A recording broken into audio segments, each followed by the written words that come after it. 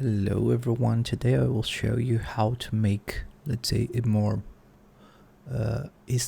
interesting Spline IK to allow more freedom to your rig. So basically we're gonna start creating some a geometry. Let's use just a cube.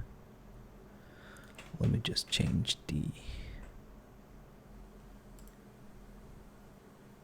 anti-aliasing because I don't need it, and it will be faster for me. Okay, so just create a cube that will be, imagine like we're gonna create some sort of spine, right? So we'll just subdivide it like this. It will already be good for our example. So just convert it. And what we're gonna do here is we're gonna create some joints, like one joint here, and then a child joint, and place it on the top here, right? There is the thing, and now we're gonna split it various times, so we can I don't know, let's just use the join tool, and then let's split it in the segments that we have, right? Having it done, our next step is let's rename it. So we're gonna rename it using the naming tool. So naming tool, and then we're gonna use let's say, I think it's okay, let me just rename everything to joint, and then, or let's just remove the entire name and add J, I think just J like this, and then let's use the naming tool, and let's put the suffix dollar. Let's use $n, which means that it will count and it will add the numbers here. So let's replace it. There we go. So this is what I want. The next step here, I mean, usually you'll just add the Spline IK tag in this chain, but this is not ideal, because although if you have it directly into the joints, then you cannot scale the joints properly. So what we're gonna do, we're gonna do it differently. We're gonna select all of them and convert to null, and there you go. We have the same hierarchy, but this time it's a null hierarchy, right? So we can call them as locators, right? So we have locators, and then we're gonna move, for example, this joint as child of the J0, this joint as child of the J1, and stuff like that. We're gonna do for everything, like J2 as child of this one, like this. Oops, sorry, like this. And then this one is child of this one. Then this one's child of the other one. Of course, if you can, let's say, automate it, it's possible. But I want to do it manually because I want you to learn how it's being done, right? So the thing is, now if I add here the IK chain, it will evaluate the first one of each hierarchy. So in this case, we need to move this joint to the top, this one to here as child, this one to here, this one to here, and then this one to here, and then this one to here. So as you can see, it's a non-usual 3, right?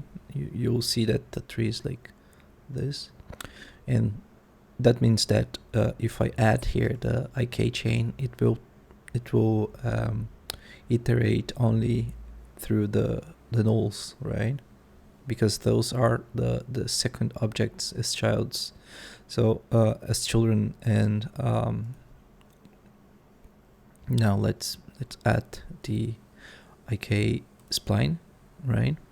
Now I will just create a simple spline here, or may I just need to convert it to spline? I think I can just create it. Let's create it. Okay, 1 point and then another point like this. Perfect. And now I will use this spline as the spline for my thingy, and then I will set the end of my let's say the iteration will run the joint 1, 2, 3, 3, until find this one that is my end null, right?